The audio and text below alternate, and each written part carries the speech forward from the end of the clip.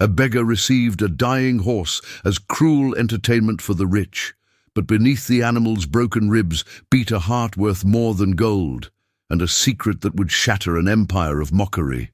The autumn wind carried the scent of roasted chestnuts and chimney smoke through the narrow streets of Thornfield, a town where money spoke louder than prayer and reputation mattered more than mercy. Josiah Mercer stood at the edge of the town square, his coat threadbare at the elbows, his boots held together by wire and determination. He had not always been this way. There had been years when his name meant something, when his hands trained the finest horses in 3 counties, when his stables rivaled those of any gentleman. But illness had taken his wife, debt had taken his land, and pride had taken everything else. Now he survived on odd jobs, and the occasional kindness of strangers who remembered what he once was. The square bustled with Saturday commerce, farmers selling root vegetables, women bartering for cloth, children weaving between carts with sticky hands and bright laughter. Josiah moved through the crowd like a ghost, invisible to those who chose not to see. He had come to inquire about work at the mill, though he knew the answer before asking. Jobs were scarce, and men like him, men whose luck had rotted, were considered contagious. He was turning to leave when the commotion began. A crowd gathered near the fountain, voices rising in that peculiar pitch of excitement and cruelty that humans reserve for spectacle. Josiah paused, something tightening in his chest. He knew that sound. He had heard it before, in the moments before men threw stones or words sharp enough to draw blood without touching skin. At the center of the gathering stood Cornelius Blackwell. If Thornfield had royalty, it was the Blackwell family. They owned the textile mill, the railway shares, half the farmland, spreading like a green empire beyond the town limits. Cornelius himself was a man in his prime, dressed in a charcoal suit that cost more than most families earned in half a year. His face was handsome in the way of men who had never known hunger, smooth, confident, untouched by the lines of real suffering. He stood with 3 other gentlemen, all cut from the same expensive cloth, their laughter rolling across the square like thunder before a storm. Behind them, held by 2 stable boys, stood a horse. Josiah's breath caught. The animal was a nightmare of neglect. Its ribs pressed against hide like the bars of a prison, each bone visible, each breath labored. Its legs trembled beneath the weight of its own body, and its eyes, those dark, liquid eyes, held a resignation that broke something in Josiah's chest. The horse's coat, once perhaps a noble chestnut, was dull and patched with sores. It swayed where it stood, as if gravity itself had become too much to bear. "Ladies and gentlemen," Cornelius announced, his voice carrying the practiced ease of a man accustomed to being heard. "Today I am moved by charitable spirit." The crowd tittered, sensing jest. "I have recently acquired this magnificent beast." He gestured to the dying horse, and laughter rippled through the assembly. "And I feel it only right to share my good fortune with someone in need." Josiah's stomach turned. He knew where this was going. Cornelius scanned the crowd with theatrical care, his eyes passing over tradesmen and merchants before landing with deliberate precision on Josiah. "Ah, Mr. Mercer, once the finest horseman in Thornfield, now fallen on difficult times through no fault but his own poor judgment."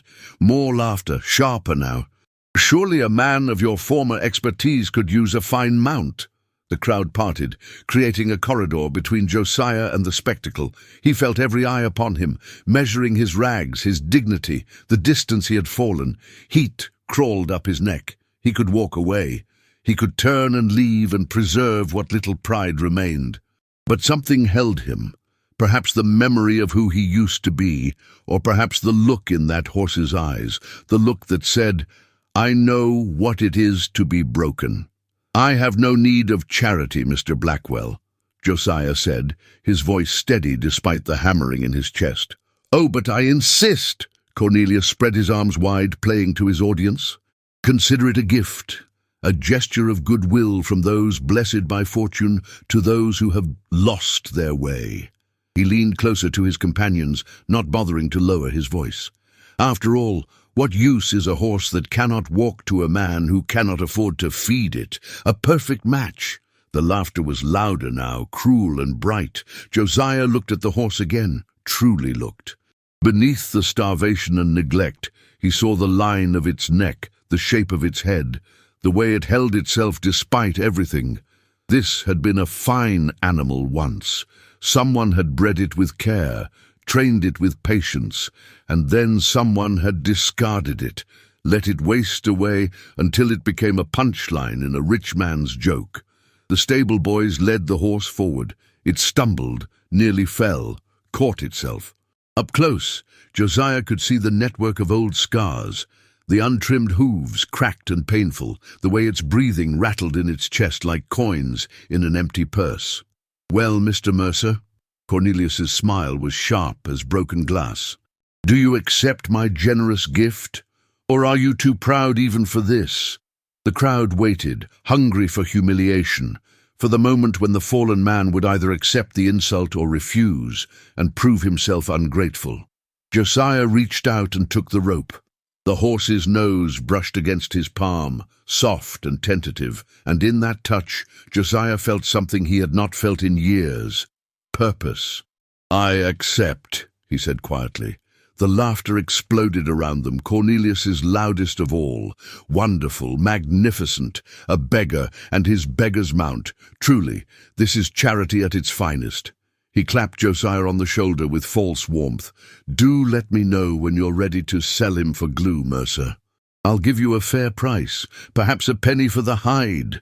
The crowd dispersed, still chuckling, already forgetting the entertainment now that it had ended. The gentlemen moved toward the tavern, their voices fading into discussion of cards and investments. The stable boys walked away without looking back. And Josiah stood alone in the emptying square, holding the rope of a dying horse, with nothing but 23 cents in his pocket, and a coldness in his gut that felt like the beginning of something he could not yet name. The horse turned its head and looked at him with those dark eyes, and Josiah looked back. "We'll show them," he whispered, though he had no idea how. "I promise you that." The wind picked up, scattering leaves across the cobblestones, and somewhere in the distance, church bells rang the hour. Josiah led the horse away from the square, toward the edge of town where the poorest lived, where he had a room barely big enough for one man, let alone a horse, but he would find a way, he had to. The room Josiah called home sat above a cobbler's shop on Mercy Lane, where the smell of leather and polish never quite faded. It measured 12 feet by 10, with a window that overlooked an alley and a ceiling that leaked when it rained. There was a narrow bed, a table with one good leg, and a trunk containing everything he owned. 2 shirts, a winter coat with moth holes, a pocket watch that no longer worked, and a daguerreotype of his wife, her face already fading into silver shadows. There was no space for a horse. Josiah stood in the alley behind the building, the rope still in his hand, the animal swaying beside him. The autumn sun was setting, painting the brick walls gold and crimson, and he realized he had no plan beyond the promise he had made in the square. The horse needed food, water, shelter, medicine, all things that required money he did not possess. He thought of the coins in his pocket, 23 cents, enough for bread and perhaps a bowl of broth at the workingman's kitchen. Not enough for hay, certainly not enough for veterinary care. The horse shifted its weight, and Josiah heard the painful click of its joints, the wheeze of its breathing. How long did it have? Days? Hours? The thought sat heavy in his chest. "All right," he said aloud, as much to himself as to the animal. First things first. There was a public pump 2 streets over. He led the horse slowly, matching its halting pace, aware of the stares from windows, the whispers from doorways. News travelled fast in Thornfield. And he had no doubt the story of his humiliation had already made its rounds through every parlour and tavern in town. At the pump, he filled a bucket with water and set it before the horse. The animal lowered its head, sniffed cautiously, then drank. Not greedily, not desperately, but with a kind of careful restraint that suggested it had learned the hard way that drinking too fast could make things worse. Josiah watched the tendons work in its throat, watched the way its ears swiveled at every sound, watched the intelligence in its eyes. This was not just any horse. Even starved, even broken, there was something about the way it carried itself, a dignity that suffering had not quite erased. When the bucket was empty, Josiah ran his hand along the horse's neck, feeling the bones too close to the surface, the tremor of exhausted muscles. His fingers found an old brand on the left shoulder, faded but still legible in the dying light. A crowned rose with thorns. Josiah's breath stopped. He knew that mark. Every horseman in 3 counties knew that mark. Rosewood Estate, the Ashford family's breeding program, legendary for producing champions that sold for amounts that could buy entire farms. Their horses won races, pulled royal carriages, served in cavalry units where only the finest bloodlines were accepted. Rosewood stock was registry certified, trained by masters, worth more than most men would earn in a lifetime. And this horse, this dying, discarded creature, bore their mark. Josiah's mind raced. How had an Ashford horse ended up like this? Rosewood took care of their animals the way misers counted gold. They did not simply abandon horses, did not let them waste away, unless the horse had been sold, or stolen, or lost somehow in the chaos of estate auctions when families fell apart. He thought of Cornelius Blackwell's words, "I have recently acquired this magnificent beast." Acquired how? From whom?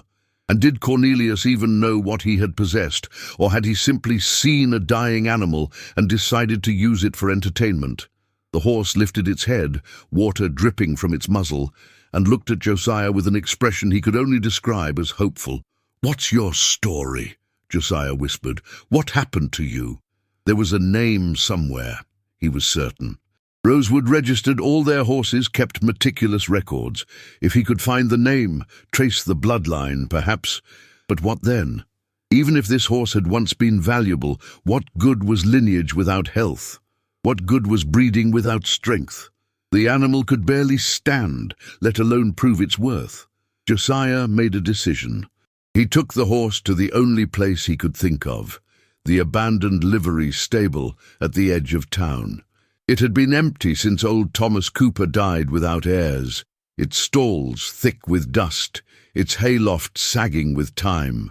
But the roof was mostly intact, and there were still traces of straw in the corners, and it was shelter.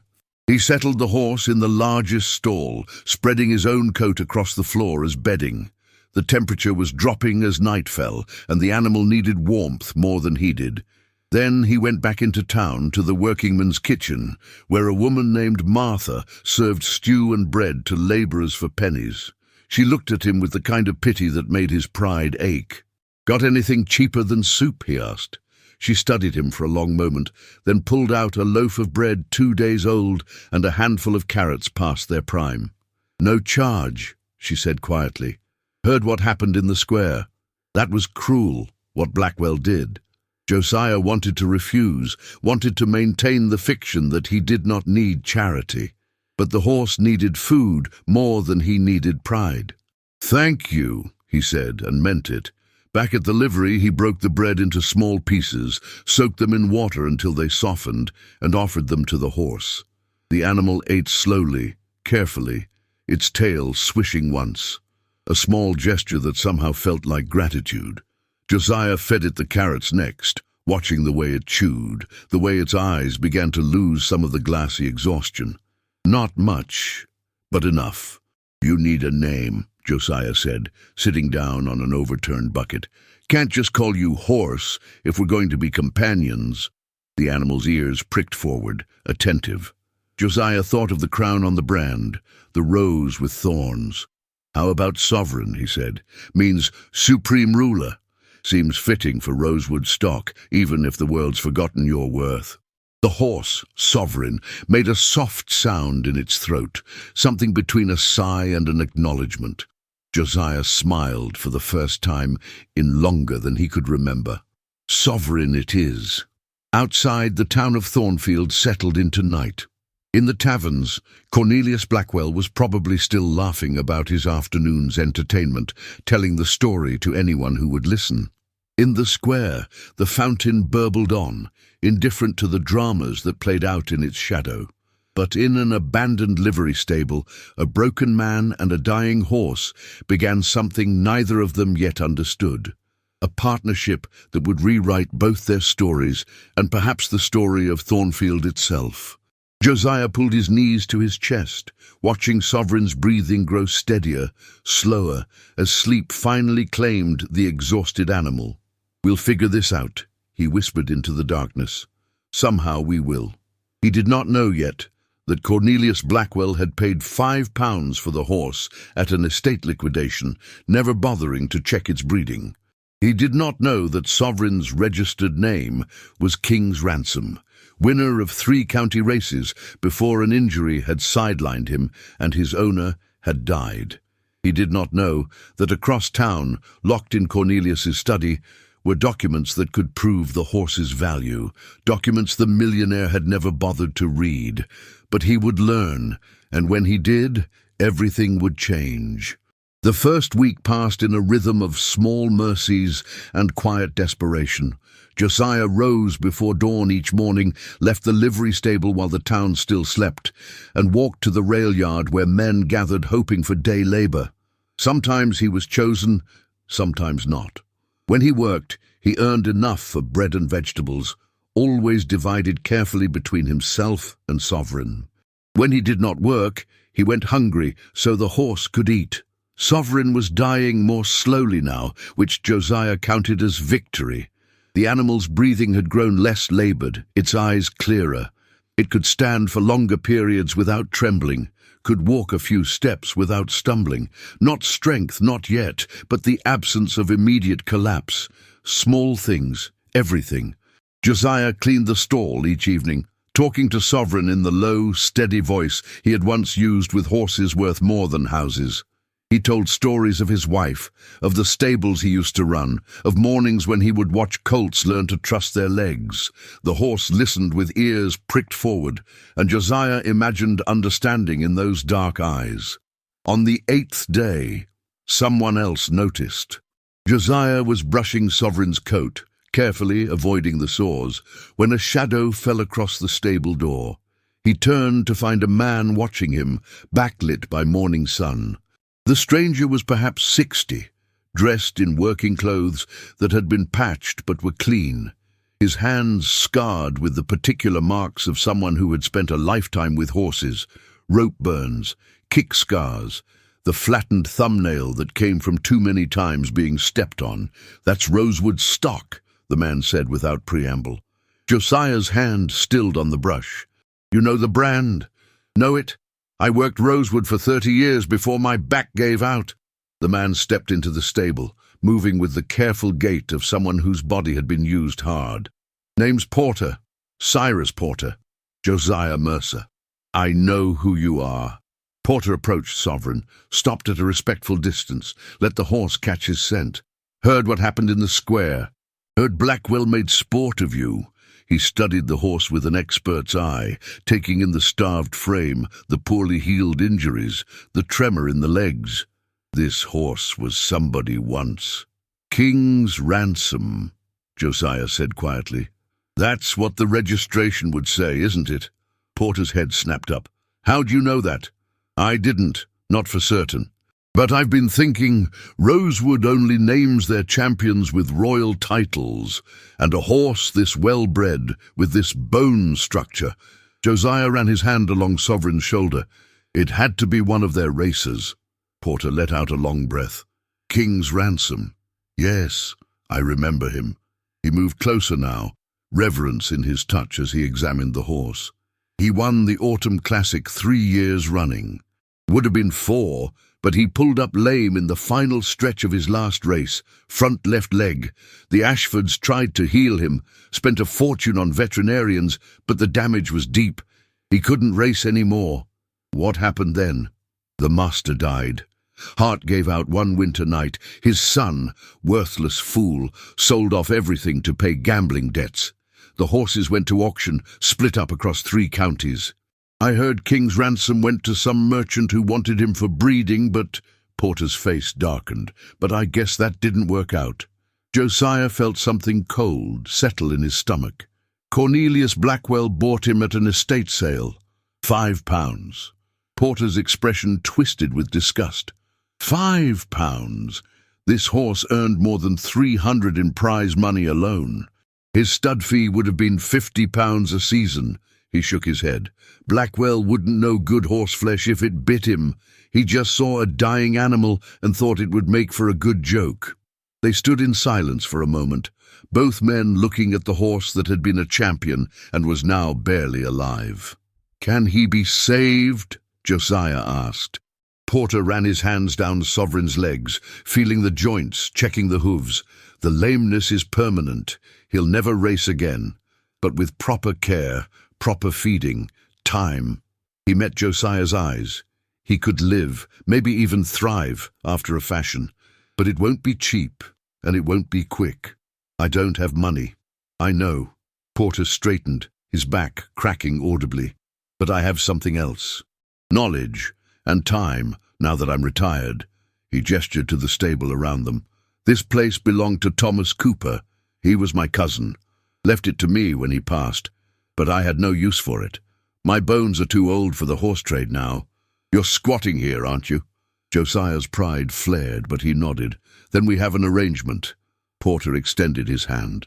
You work the horse, follow my instruction, and we split whatever comes of it. When King's Ransom is healthy enough, we prove what he is.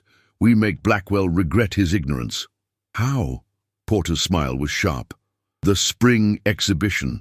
3 months from now. Thornfield hosts it every year. Show horses, working horses, breeding stock. The gentry come from all the neighboring counties, including the Blackwells. They give prizes for bloodline, for training, for presentation. If we can get King's Ransom healthy enough to show, if we can prove his lineage. He let the sentence hang. Josiah understood. Public vindication. The beggar showing up the millionaire in front of everyone who mattered. But 3 months was not much time, and Sovereign was still so weak.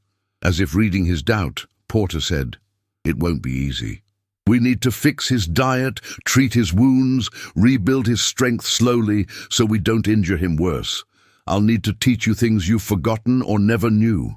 It'll be dawn to dusk work, and there's no guarantee we'll succeed." "What do you get out of this?" Josiah asked. "Why help me?" Porter looked at Sovereign, and something softened in his weathered face. "Because I spent 30 years breeding champions, and then I watched them get sold off like furniture when the Ashfords fell. Because I'm old and useless now, but I still remember what it's like to stand next to greatness." He turned to Josiah. "And because someone needs to teach men like Cornelius Blackwell that cruelty has consequences." Josiah felt something shift in his chest. Hope, perhaps, or something like it. He took Porter's hand and shook it firmly. "When do we start?" "Now." Porter rolled up his sleeves. "First lesson? A horse's strength starts in his gut. We need to change what he's eating and how. I'll show you how to make a proper mash for recovery. Then we'll look at those hooves. They're cracked all to hell and back." As they worked, the morning sun climbed higher, filling the stable with golden light. Somewhere across town, Cornelius Blackwell was probably sleeping late in silk sheets, dreaming of profits and pleasures. He had already forgotten the beggar and the dying horse, forgotten the entertainment of that Saturday afternoon. But Josiah Mercer and Cyrus Porter remembered, and King's Ransom, standing a little straighter now with 2 men who believed in him, remembered too. The weeks that followed were measured in small transformations and borrowed time. Josiah learned to sleep in the stable, curled on a bedroll in the corner so he could wake if Sovereign needed him in the night. Porter came each morning with the precision of a man whose body still kept the rhythms of a working life, and together They rebuilt what neglect had destroyed. They started with the hooves. Porter showed Josiah how to trim away the cracked, diseased horn, how to pack the cavities with poultices made from herbs and clay. Sovereign flinched at first, but learned to trust their hands. The left foreleg, the one that had ended his racing career, would never be sound, but with careful attention, it grew stable enough to bear weight without pain. The diet changed next. No more softened bread and scraps. Porter taught Josiah to mix bran with molasses and warm water, to add flaxseed for the coat, to portion grain in small meals throughout the day so the shrunken stomach could adjust. Martha from the workingman's kitchen began setting aside vegetable ends and stale oats, asking no questions but accepting Josiah's quiet thanks. Slowly, impossibly, Sovereign began to fill out. The ribs became less prominent. The coat grew shinier, revealing the true chestnut beneath the dullness. The trembling in the legs subsided. The eyes lost their resignation and found something else, not quite hope, but perhaps the memory of what hope felt like. By the 6th week, Sovereign could walk the length of the stable without resting. By the 8th, he could stand for an hour in the yard while Josiah brushed him. By the 10th, Porter brought a lead line, and they walked him through the fields beyond town, where wildflowers pushed up through winter-brown grass, and the wind carried the scent of coming spring. Josiah had forgotten what joy felt like until he saw Sovereign lift his head into that wind, ears forward, nostrils flared, alive in a way that transcended mere survival. "He remembers," Porter said quietly, watching the horse. "Remembers what it was to run, to feel strong.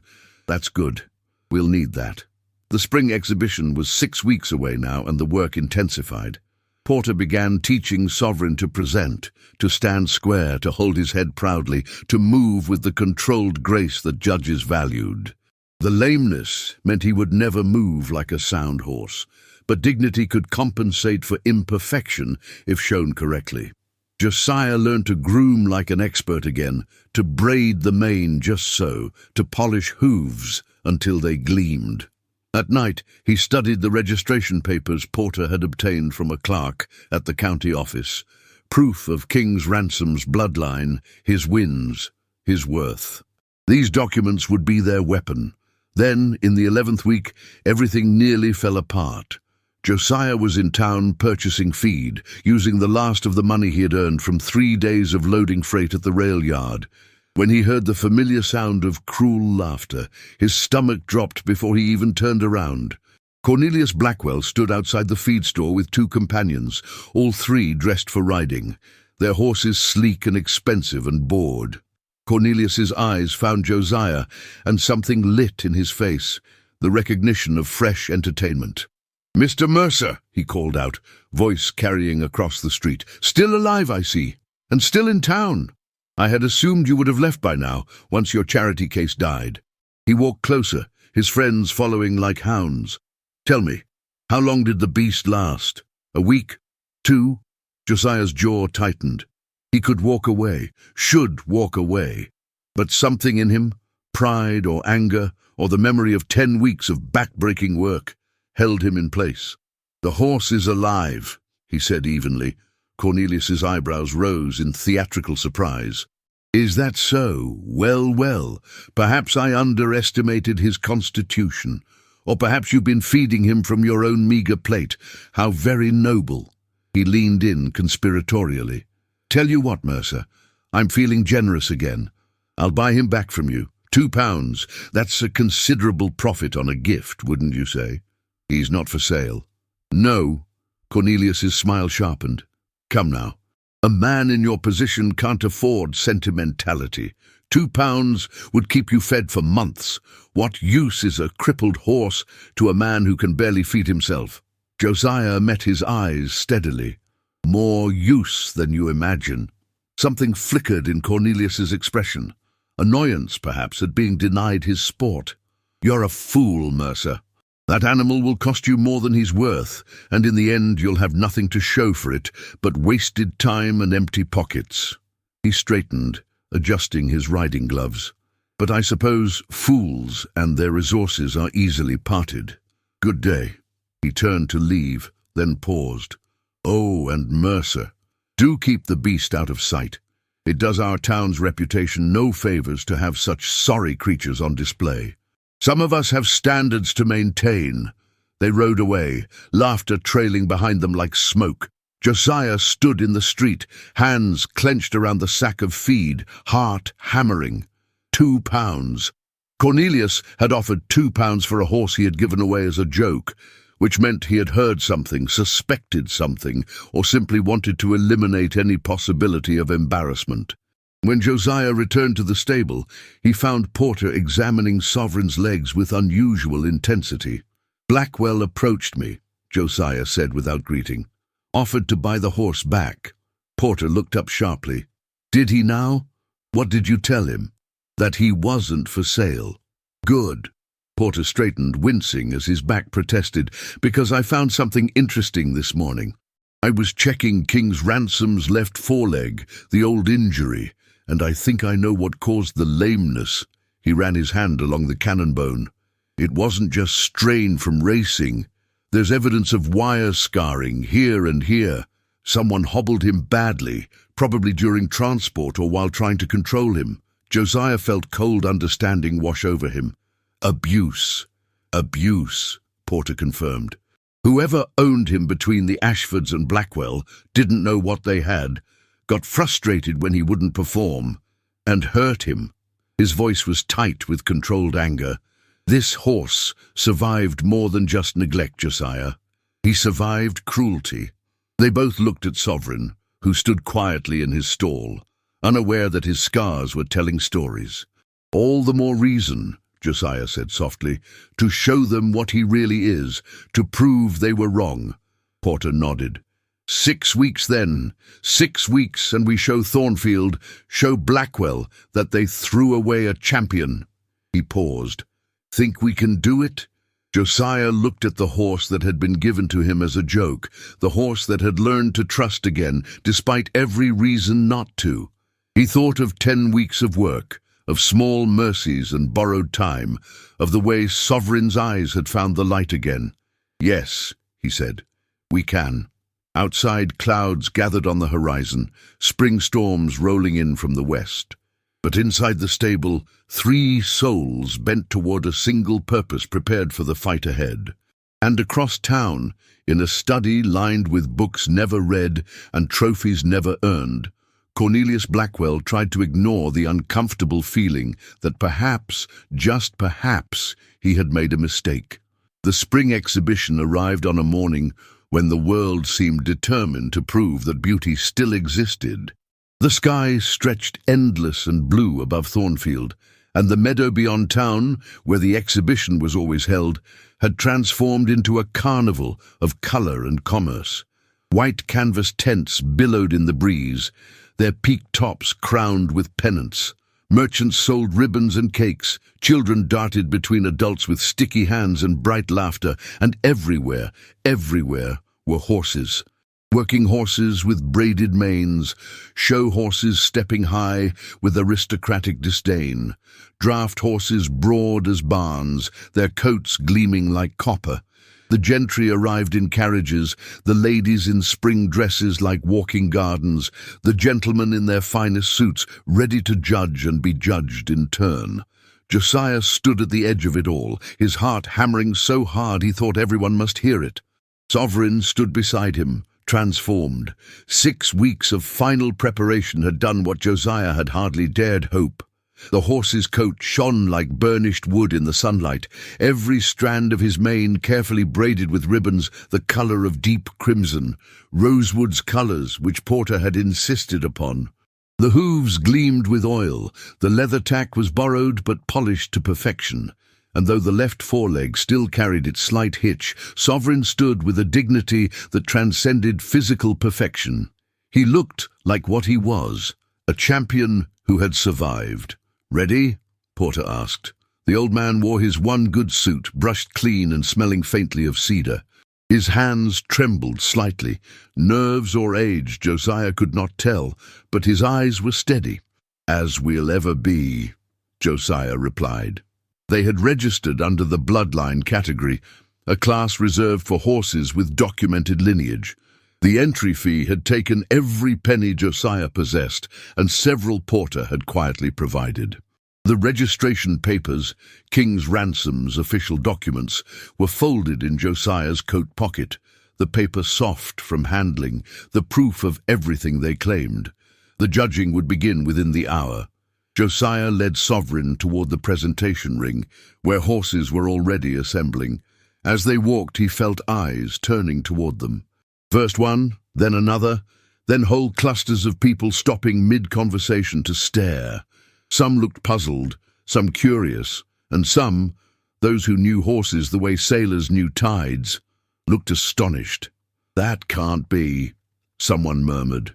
"Is that rosewood stock? Look at the conformation on that animal." They reached the ring, just as Cornelius Blackwell arrived with his own entry. A glossy bay mare with perfect legs and a bored expression, the kind of horse that looked expensive because she was. Cornelius sat astride her in riding clothes that probably cost more than the mare herself, chatting with another gentleman about investments and railway shares. Then he saw Josiah. The color drained from his face so quickly it would have been comical if it weren't so satisfying. His mouth opened, closed, opened again. He looked at Sovereign, at Josiah, back at Sovereign, and something like panic flickered behind his eyes. "That's—" he started, but Josiah cut him off. "Your gift," Josiah said evenly. "The useless horse you gave a beggar as entertainment. His registered name is King's Ransom, out of Rosewood Estate, 3-time winner of the Autumn Classic. Total prize earnings of £340. Stud value before his injury, £50 per season." He pulled the papers from his pocket, held them up. "All documented, all verified. I thought you might want to know what you threw away for a laugh." Cornelius stared at the papers, as if they were written in a language he could not read. Around them, the crowd had gone silent, sensing drama. "You're lying," Cornelius said, but his voice lacked conviction. "That horse was dying." "He was neglected," Porter interjected, stepping forward. "Starved, abused, and discarded. But he was never useless. You just didn't bother to look." He gestured to Sovereign. "This is what proper care looks like. This is what happens when someone values an animal for what it is, rather than what it can do for their entertainment." The head judge, a silver-haired woman named Mrs. Havisham, whose family had bred horses for 4 generations, approached with interest, sharp in her eyes. "May I see those papers?" Josiah handed them over, and she read with the careful attention of someone who knew exactly what she was looking at. Her eyebrows rose higher with each line. "This is authentic," she said finally, looking at Sovereign with new understanding. "This horse is King's Ransom. I remember him. He was magnificent." She walked around Sovereign slowly, assessing. "The lameness is permanent." "Yes, ma'am," Josiah said. "Front left. He'll never race again, but he's sound for breeding, for companionship, for proving that value isn't measured only in speed." Mrs. Havisham smiled, small and approving. "Well said, young man." She looked at Cornelius. "Mr. Blackwell, am I to understand you owned this horse and gave him away?" Cornelius's face had gone from pale to red. The horse appeared to be dying," Mrs. Havisham finished. "Yes, I can imagine. And rather than provide care, you turned suffering into spectacle." Her voice carried the particular coldness of the truly disappointed. "How very thoughtless." She moved to continue the judging, but Cornelius caught her arm. "Mrs. Havisham, surely you can't be considering the horse is lame. It's not fit for—" "This category judges bloodline, conformation, and presentation, Mr. Blackwell, not soundness for racing." She removed his hand from her sleeve with delicate precision. "And this horse, despite his injury, demonstrates exceptional breeding and care. I shall judge him accordingly." The competition proceeded. Each horse presented in turn, but Josiah felt the shift in the air. The crowd was no longer merely watching.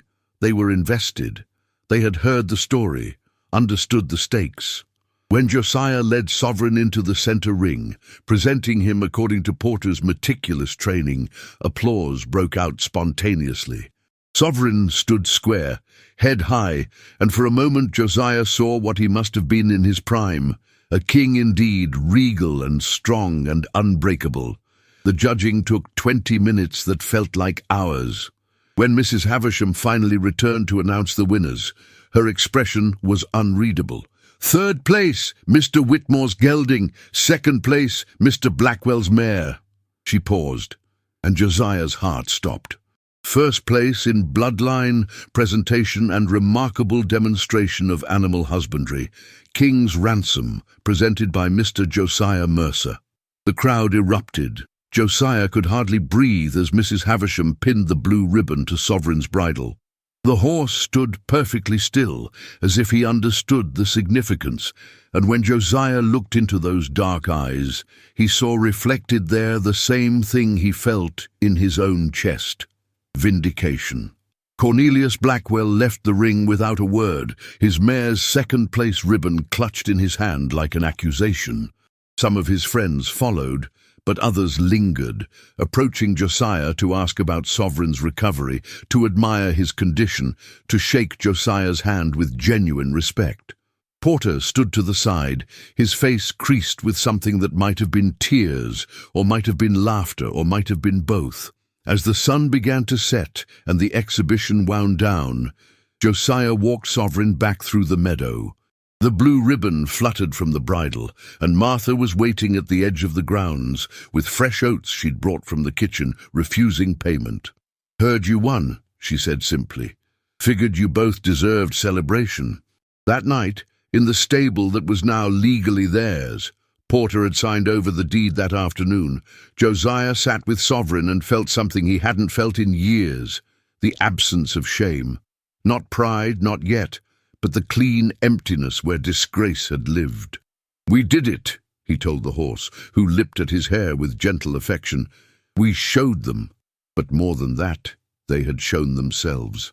That worth was not determined by circumstance, that care could heal what cruelty had broken, that sometimes the greatest victories were not about beating others, but about refusing to let others define you. Spring deepened into summer, and Josiah Mercer, no longer a beggar but a horseman once more, taught Sovereign's colts to trust their legs. Porter sat in the sun and told stories to anyone who would listen, and Cornelius Blackwell learned that some jokes have consequences that echo far longer than laughter.